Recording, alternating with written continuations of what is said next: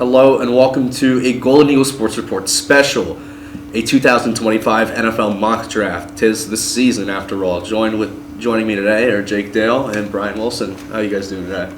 Happy to be here. Excited it's NFL draft season. Hey. Yeah, super excited. Really couldn't have said it better than myself. So anyways, let's get straight to it then. So I think the first pick is obviously a very easy one. Let's be real. Yep. So 3, 2, 1. Cam Ward. Yeah. You talk about a quarterback with all the upside in the world, truthfully. Yeah. Just the arm talent is so special. And, I mean, I was a fan personally, Cam Ward, when he was at Washington State. But Yep. he improved his draft stock tenfold just at Miami. So. Yeah, you look back last year, he's not at all a first-round prospect. You see him go to Miami. You see what he does at Miami early in that season, has them ranked high. I mean, yeah, he looks poised in the pocket. His arm talent is great for sure. Tons of room to grow in this Tennessee offense. I love the pick here. I also love the situation. Brian Callahan coached Joe Burrow. So he knows how to deal with young quarterbacks who have had success at the college level moving on. So I think it's a no-brainer pick, especially with a quarterback draft that we really don't know after the top two where people will fall. Cam Ward is the no-brainer pick for Tennessee. Yeah. That upside's unbelievable again. So moving on to the second pick. I personally have Abdul Carter out of Penn State. Just such an electric edge rusher, freaky athletic. Penn State always delivers with those elite edge rushers. So I think it's a pretty safe pick, especially just that dream pairing alongside Myles Garrett. It'd be so good. Yeah, so we talked about it a little before, Adrian, about how Abdul Carter could be the number one guy in this draft. Yeah. Obviously, the Titans want a quarterback. They're done with Will Levis, so they go the way of Ward. But yeah, I think the only problem here is the fit. You wonder with the Browns, will they want to trade down? They know they can get a lot of value from this pick because there are other teams that will definitely be wanting Abdul Carter. I think we already have Myles Garrett. Pairing him would be awesome, but there are obviously other needs for the Browns. But pure prospect, yeah, Abdul Carter's the whole package. Yeah, and I think this would be a perfect situation for Abdul Carter and would actually help Abdul Carter more than it would help the Browns because obviously you get both on either side with Myles Garrett. But you also have somebody Abdul Carter can learn at that level because a lot of people compare him being a Penn State guy to Micah Parsons. Yeah. But how are you going to automatically go to, and at the NFL level just prove you're that guy? Because Micah went to the Cowboys. There's a lot of Cowboys legends. Browns legends, not so much. So to put him with Myles Garrett, who is probably one of the only legends you can talk about other than Joe Thomas with the Cleveland Browns organization, it's going to really help the development and then want to keep Myles Garrett there long term. Yeah, I will add this is possibly a trade down spot. I think as I said before, the Browns can get a lot of value from this pick. Whether the Saints think they won't get Shur later or another team really wants Abdul Carter, you never know. Yeah, but to your point though, I do think that the Browns have so many drastic needs. Even though, don't get me wrong, that defense on paper is still great, especially when they're healthy. But again, I feel like it's just such a win move just by ultimately just picking the guy. Picking the best guy, yeah, agreed.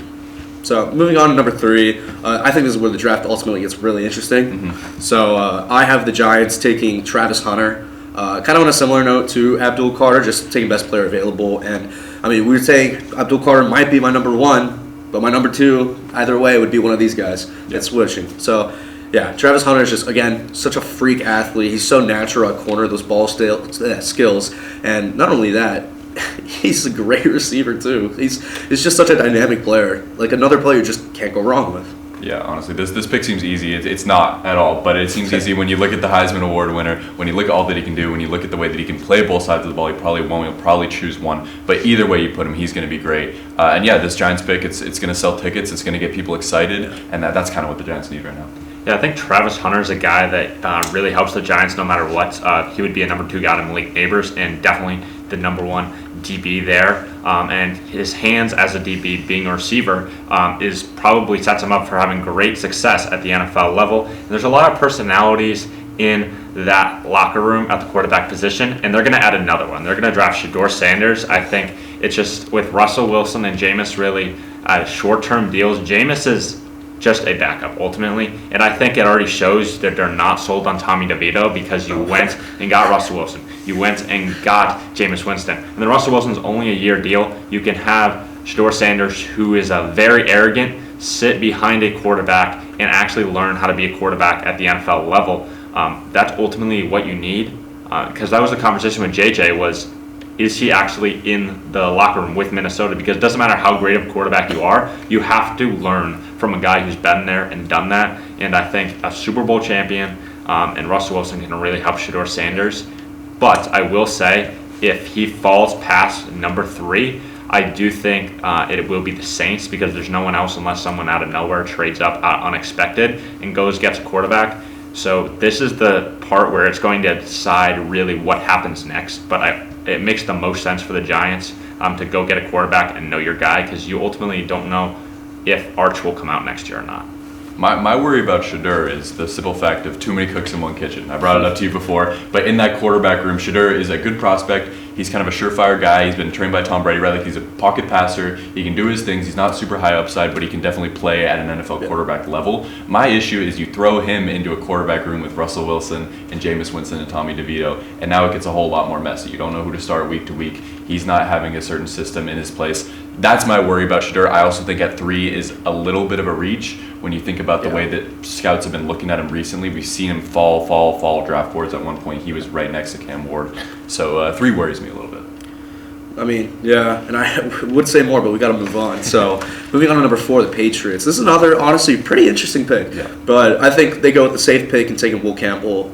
Elite, doesn't matter. I mean, he has short arms, obviously. Yep. That's his big concern. But you look at a player like that, he's such an elite prospect. You can plug and play him at guard or tackle. I think he'd be great. So, I don't think the Patriots would necessarily make a bad pick here. Yeah, I absolutely agree. I think the Patriots are building their offense, right? They got Diggs in the offseason. They had Matt Collins. They got back a bunch more pieces. You can see growth from Drake May. Yeah. So for me, it's just putting more O-line, keep on building that offense. And when Will Campbell falls to you at 4, he's a great prospect. You just take him.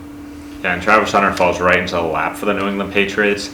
But I will say, if it goes the other way, which is what we talked about of Travis going to number 3, I think the Patriots without a doubt will trade back because I don't think they're sold on Will Campbell. And they're going to want to get more picks, especially when you just need guys to go play positions. And Mike Vrabel is going to coach them to the best he can. I think Josh McDaniels will do a great job with that offense, really help Drake May. And Jalen Walker, they are in love with him. Multiple reporters inside that organization have said that. So this is a little too high for that. So I think if they don't go Travis Hunter because he's not available, they would trade back. And maybe the Saints to go up and get Shedeur or something like that. But in my mock draft, Travis falls right in their lap. So moving on to number 5, I have a very interesting pick here. Literally thought about it right before we started recording. But it's a pick that I suddenly just fell in love with. I think the Jacksonville Jaguars take Tyler Warren out of Penn State. Wow. So, I mean, obviously, Tyler Warren, I mean, we're going to say it every time. Great prospect. Yeah. Like, let's be real. He was so dynamic in the oh my God, the college football playoffs. Yeah, Penn State offense really showed how great it was. I mean, he was the backbone of that offense. And so I just think it translates well to the NFL. Amazing receiving threat, obviously. And, I mean, think about it. You get Brian Thomas Jr. last year, who you want to take some pressure off the amazing year that he just had. So by getting someone like Tyler Warren to kind of fit it to the seam or in the slot, I think would be perfect. Yeah, for me here, I have Jalen Walker. I think it's a little bit of a reach at 5, but the Jags have been known to love their speedy edge prospects. You saw it with Josh Allen. You've seen it with a couple other, Foyson, Aluakon, a lot of the linebackers they've picked up. And the reality, Jalen Walker is a guy you can throw anywhere. And I think the Jags have fallen in love, as you said, the way the Patriots have, of the way that he can be super dynamic, super high upside. You can put him wherever you want. I think they would take him over a guy like Mason Graham. I just think not necessarily the fit, but I think the way that they've shown they like these type of prospects, I think the Jazz go big or go home with Jalen Walker. Yeah, I think they go Will Campbell just because ultimately you got to protect your guy. Liam Cohen is the best coach that could have come in for Trevor Lawrence. You saw what he did with Baker Mayfield. You saw because he coached Baker when he was with the Rams, and then as an OC when Baker was with Tampa. So you see what he really did and helped Baker really get to that next level and the guy that we thought he could be out of Oklahoma. And Trevor Lawrence has not been the guy, except 1 year under Doug Peterson, that we thought he was going to be coming out of Clemson. He was thought to be the next Peyton Manning, like that guy, and he has been everything but that guy. So I think you got to protect him.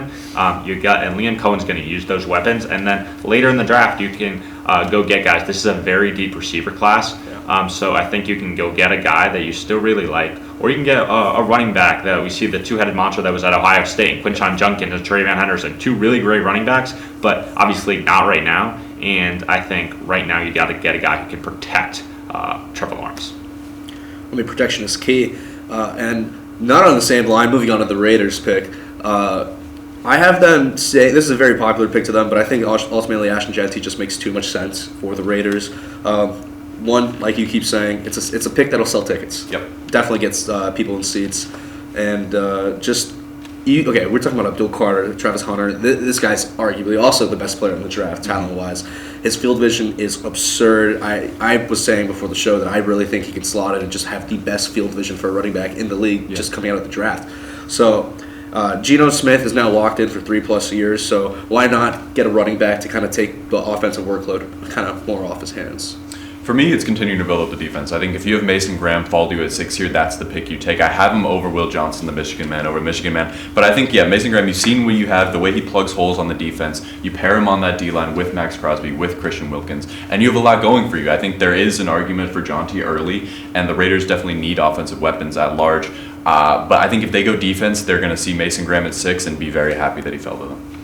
Yeah, they had a legendary guy as a DB who came out of Michigan. I think they're going to go with another Michigan man at the DB position, Will Johnson. I think he's really going to help lock up part of that defensive field because you got Max Crosby, you got Christian Wilkins, you got guys who can put pressure on the quarterback. Now you got to get a guy who can go not just hit the ball down, but actually catch the ball. That was a big thing that was brought up when Jeff Hafley went to the Packers. He said, I want to lead the league in takeaways, and you need skill position guys who can be ball hawks, and that was Xavier McKinney was that for the Packers. I think Will Johnson can be that for the Raiders. And you know what Pete Carroll's whole thing was when he first got to Seattle was defense, and you're going to go get a guy who can really help the back end of that defense. And then later in the draft, like I talked about, just a couple running backs earlier, those are some guys who can really be elite guys for you in the right situation. And I don't think you have to reach to get Jeanty when you can get a top of the end DB. Yep. Well, moving on to the Jets, I also have a very safe pick here. Armin Membu. Just, great tackle prospect. The Jets, feels like anytime the Jets, they always need offensive line help. So it's a very popular pick every year for the Jets, and I think this is the year where they actually do take the offensive lineman. I think they've needed offensive line help, and they somehow haven't got it. I think they're scarred a little too much. They've taken so many tackles, taken so many guards that just haven't worked out. I think here they go Tyler Warren. I think you want Justin Fields to have another guy to throw to. You obviously have Garrett Wilson. You have Breece Hall. You have really good beginnings here of a good offense. I think offensive line also helps with that. But at the core, we talked about how good Tyler Warren is, how much he can plug and play, really how good he can be in an offense, and how much he can raise their floor and ceiling. I have Tyler Warren here. Yeah, I'm going to go with Mason Graham. Just fell right in the lap of the Jets. That's the kind of guy that fits with what Aaron Glenn wants to do, really build that defense. And we've seen what they were with Robert Saleh, which was probably, in retrospect, the worst move the Jets could have made last year, which was firing Robert Saleh. And I like what the Jets have done with getting rid of a cleaning house, getting rid of Aaron Rodgers. You got a younger quarterback. You got a guy who can make plays. And Garrett Wilson and him have that connection from Ohio State. So now you got to start building that defense back up and get some pressure on the quarterback. And I think Mason Graham is going to be that guy for the and a guy that Aaron Glenn will love. I mean, just love to have an already pretty decent defense. Yeah, for sure. I mean, Mason Graham is the best pass rush defensive tackle we've seen in a long time. Yeah. So moving on to the Panthers, I have Terrell McMillan. Yeah. So I think it's also a pretty reasonable pick. The receiving core for the Panthers, it isn't the best. It's a very, not necessarily old. There's one old player. Yeah. But just very Shout out Adam Thielen. Shout out Adam Thielen. It's a very young raw core. Yeah. Especially with like Jalen Cocker and Xavier Legette. Yeah. So I definitely think they could use more receiving help. Bryce Young, we saw him break out in the second half of the season. Why not get him more help? Why not help him feel more confident? And getting a big body receiver like McMillan would do wonders. Yeah, you said it absolutely. We saw Bryce Young really show what he could do late in the season, and that's with a lack of weapons. So what do you want to do? Go get him a weapon, exactly. Right? We see McMillan's a guy who was projected earlier to go, 5, 6, something like that. If you get him here at 8, that's fantastic. I think the Panthers take what they can get. I think if any of these guys before fall, I could totally see the Panthers getting them. Yeah. But I think McMillan, if he gets to them at 8, is a good pick. Talk about a guy falling. Not that Tyler Warren is expected to be a top 5 pick, but if he falls to Carolina, I think that's a perfect guy. A lot of people kind of think he can be a guy like a George Kittle, a guy who is that kind of presence when it comes to the tight end position. And then what he did for Drew Aller, especially in the game they lost to Notre Dame, and obviously they lost, but he was a crucial fact to keep them in the game. And he was that security blanket, and I think Bryce Young, who honestly, if we're doing comeback player of the year, in a season, it was Bryce Young. He from that benching to where he was at the end of the season, he is not the same guy. He started to look about the guy that we saw at Alabama, and I think Tyler Warren can help him continue to grow and be that safety blanket, and then later in the draft, go get those other offensive weapons. But Carolina needs everything, but Dave Canales is building something in Charlotte. Yeah, I think even though these are two separate picks, they're kind of two birds of the same feather. Yeah. Yeah, they're surefire picks that we know they've shown talent in college. They're big bodies. They're sure-handed catchers. I think these are both great picks for Carolina. Yeah, I was basically going to say the same thing. Like, why not just get Bryce Young? Either way, you're getting him help. Yep. So, moving on, much to Brian's very popular appeal, we'll have the Saints taking Shedeur Sanders. Yeah. You were saying earlier how this is a dream spot for Shedeur, just falling, and the Saints, you've been saying it all day, just falls to their lap. So, if the Saints do get a prospect like Shedeur Sanders, that'd be really good, because who is their quarterback right now? Spencer Rattler? I don't know about that one. Yeah. But in all seriousness, Shedeur Sanders, like Brian was saying, very accurate, safe floor quarterback. The only concern about his arm talent and I guess athleticism to some degree. Yep. But yeah, I think it's just too smart of a pick here for the Saints to just stick and pick. I think the Saints have almost fallen in love with Shedeur, and I think it'll come to see of what other buzz comes around. I think if they hear buzz of early teams liking Shedeur a lot more, I think they press the panic button and they might trade up for this. But yeah, I think if they're buying low on Shedeur at 9, that's great value for him. I think they've fallen in love with what they have there. They obviously like him better than Spencer Rattler or anything else they have. It's dark days in New Orleans. Maybe Shedeur can start something new. Yeah, I think Shedeur would be a great prospect, as I've alluded to, for them. I think the Giants or the Saints ultimately are the two teams they really have to look at if that's the route someone's going to be going. But I'm going to go Michael Williams from Georgia. I think ultimately the problem with the Saints is everything. Like, we talk about it all the time with terrible teams. If you're picking in the top 10, unless you had a really bad year, like the 49ers did, which are picking at 11, you're probably horrible. So, and you need everything, and I think Michael Williams brings that. You really need to get younger on the defensive line. All they do is spend because they won't, even though they know they can't spend, they just keep using that credit card because all they want is to continue being relevant, and that means you're going to be picking at the back end of 10 in the beginning of the teens. So ultimately, you just need to pick a player here and not just skip your picks. So I'm going to go Michael Williams because in my mock draft, Shedeur Sanders is not available. Well, finally, number 10, the Bears. So I don't necessarily, it's not that I don't love this pick. I don't think it's not the best pick, but it was just the way my board ended up falling. I have Mason Graham falling to the Bears at 10. We've said it so many times. Mason Graham is just such an elite tackle prospect, and even though the Bears do have really good depth on the D-line, it wouldn't hurt to add a stud pass rusher such as Mason Graham at all. Yeah. For me, the Bears at 10, I have them going Ashton Jeanty. As we said before, we've talked about how great Ashton Jeanty is. We talked about how plug-and-playable he is. We talked about how impactful he can be at the start, and I think that's exactly what they're going to get. I think they already have great offensive beginnings with DJ Moore, with Caleb Williams. I think Ashton Jeanty is the obvious pick here. I think if he falls to your lap at 10, it's beautiful. I think you're super happy with getting the runner-up Heisman, one of the best running back seasons we've seen in a long time at 10. Yeah, I agree with Jake. I think it just fits with what Ben Johnson wants to do. It's kind of like you saw what they did with Sonic and Knuckles when he was the OC in Detroit, and he can do that with Ashton Jeanty going there. And he can be that like pound the rock guy, but he can also break it for 90 every single time. Yeah. So, and the offensive line has gotten better. I love what the Bears have done this offseason. Agreed. Even though I don't like the Bears, I love what they're doing. You got to get a guy. Joe Thuney, that came out of nowhere. Just focusing on that offensive line. The Bears are focusing more than every other offseason is to get better because your goal every offseason is to get better, but they're proving it. They're getting guys who have been there, done that on the offensive line, and then you get a guy who can take it 90 every single time. It's no-brainer draft pick for the Chicago Bears. With additions like Joe or Thuney, like you were saying, Drew Dalman, Jonah Jackson, the O-line is obviously the most improved O-line this offseason so far. I mean, I guess we should wait for the draft to ultimately say that. But, just having a running back like Ashton Jeanty behind that O-line is a dream. Yeah, to me, Jeanty caps off the 3-time Bears offseason champs. Now it's time to see if they can do it in the regular season. They got Caleb Williams. They traded for DJ Moore, got all those picks. So you add Jeanty into an already good offense. Super guy. Perfect fit. Well, that's all from us for now. But be sure to follow our YouTube channel and Twitter at MUR Sports for all live coverage of Marquette sports and much more. I'm Adrian Fraga, joined alongside Jake Dale and Brian Wilson. Thank you very much.